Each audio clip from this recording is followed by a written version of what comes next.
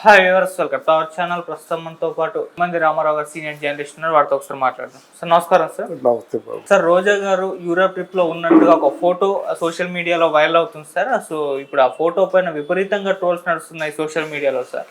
అయితే యూరోప్ ఎందుకు వెళ్ళారు అని చెప్పేసి ఒక క్వశ్చన్ కూడా అందరిలో రైజ్ అవుతుంది. అయితే దీనికి మాత్రం చాలా మంది ఇక్కడ భయపడి అక్కడికి పారిపోయారు అని చెప్పేసి కామెంట్లు అయితే చేస్తున్నారు సార్. మరి నిజంగా భయపడి పారిపోయారా, లేకుంటే ఫ్యామిలీతో కలిసి ట్రిప్కి వెళ్ళారా? మరి మీరేం చెప్తారు సార్ దీని గురించి? ట్రిప్ ఎంత మాత్రం కాదండి. ట్రిప్ అంటే ఆవిడ టూరిజం మినిస్టర్గా ఉంటుండగానే ఏదో ఆ దేశపు కల్చరు ఇవన్నీ తెలుసుకోవడం కోసం వెళ్ళానని చెప్పి ఒక వంక దొరుకుతుంది. భయపడి పారిపోయింది. ఇక్కడ నా ప్రశ్న ఏంటంటే, ఎలా వెళ్ళనిచ్చారు? యూరోప్కి ఎలా వాళ్ళు వీసా ఇచ్చారు? ఇది మనకు కావాలి.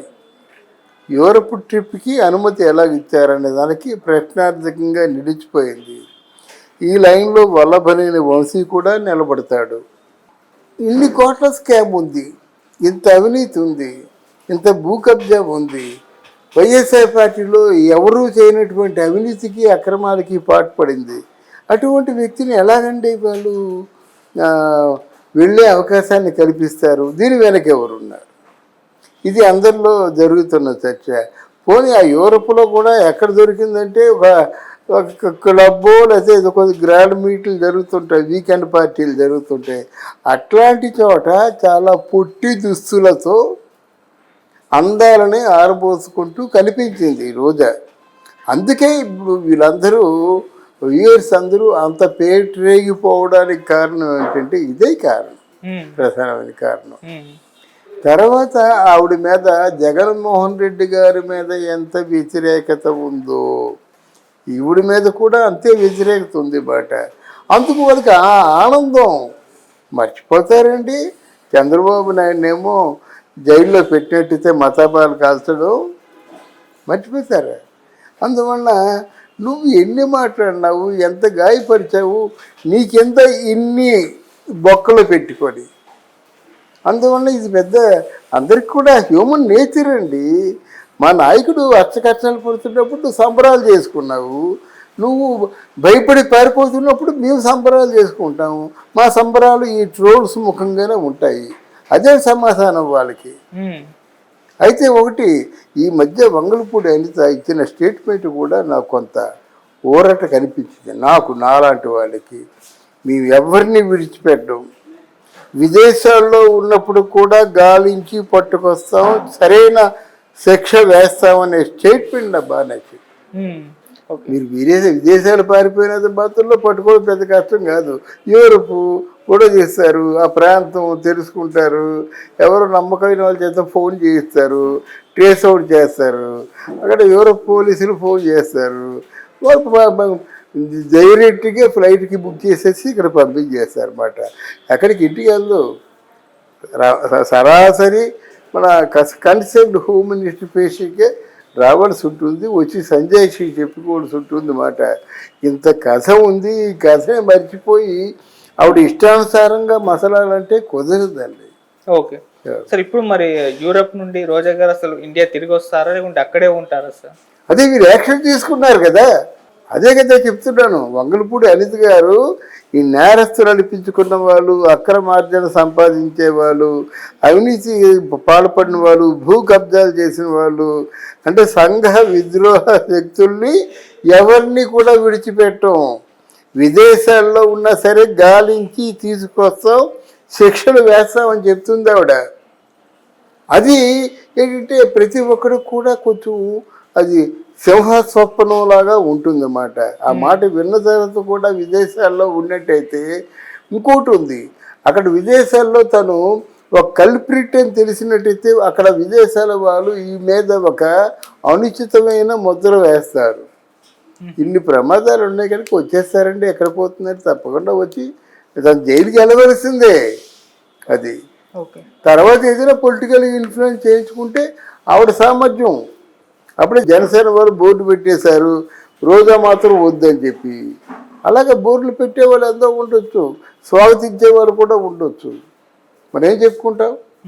అది సార్ మామూలుగా వేరే ఎవరి ఫోటో రిలీజ్ అయినా ఇంత ట్రోలింగ్ అయితే సోషల్ మీడియాలో జరగదు సార్. కాకపోతే రోజా గారి ఫోటో అలా లీక్ అవ్వగానే సోషల్ మీడియా విపరీతంగా మీమ్స్ వచ్చేస్తారు సార్. ఎందుకు సార్ అంతా?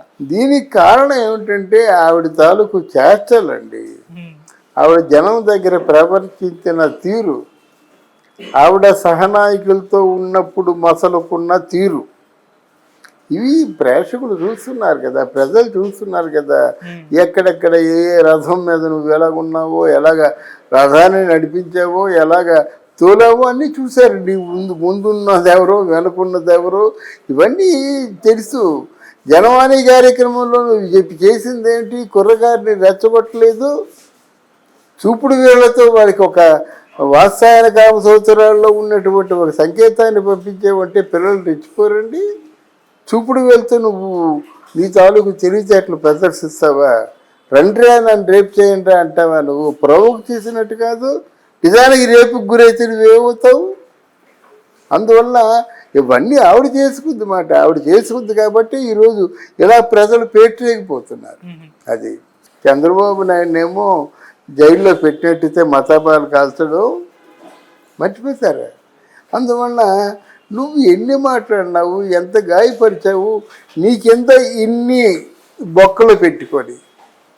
అందువల్ల ఇది పెద్ద అందరికి కూడా హ్యూమన్ నేచర్ అండి. మా నాయకుడు అచ్చకచ్చలు పడుతున్నప్పుడు నువ్వు సంబరాలు చేసుకున్నావు. నువ్వు భయపడి పారిపోతున్నప్పుడు మేము సంబరాలు చేసుకుంటాము. మా సంబరాలు ఈ ట్రోల్స్ ముఖంగానే ఉంటాయి. అదే సమాధానం వాళ్ళకి. అయితే ఒకటి, ఈ మధ్య వంగలపూడి అనిత ఇచ్చిన స్టేట్మెంట్ కూడా నాకు కొంత ఊరట కనిపించింది. నాలాంటి వాళ్ళకి మేము ఎవరిని విడిచిపెట్టం, విదేశాల్లో ఉన్నప్పుడు కూడా గాలించి పట్టుకొస్తాం, సరైన శిక్ష వేస్తామనే స్టేట్మెంట్ నా బాగా నచ్చింది. మీరు విదేశాలు పారిపోయిన బాతుల్లో పట్టుకోవడం పెద్ద కష్టం కాదు సార్. మామూలుగా మనమే డిస్కస్ చేస్తాం ఉద్యోగ అవకాశాల కోసం, అంటే సినిమాల్లో మళ్ళీ కంబ్యాక్ ఇవ్వడం కోసం, లేకుంటే జబర్దస్త్ లో కంబ్యాక్ ఇవ్వడం కోసం విశ్వ ప్రయత్నాలు చేస్తున్నారు అని చెప్పేసి. అవునండి. అటువంటి ప్రయత్నాలు ఏం చేయకుండా యూరోప్ లో వెళ్ళి అలా లేదమ్మా, ఇక్కడ ఉంటే అరెస్ట్ చేస్తారు. అంత తప్పించుకుందామని తాత్కాలికంగా ఇప్పటికీ వల్లభనేని వంశీ రోజా బయటపడ్డారు. అది ఎలాగైనా రావాలి, అది శిక్ష పడుతుంది. తర్వాత ఆవిడ సామర్థ్యం, శిక్ష పడడం మాత్రం జరిగిన దానికి, జరిగిన స్కామ్లకి నేరం ఒప్పుకోవడం, దాని శిక్ష వేయడం అది కామన్నమాట. తర్వాత గవర్నమెంట్ ఏదో జరిమానా వేస్తుంది, ఏదో కొడుకుంటుంది.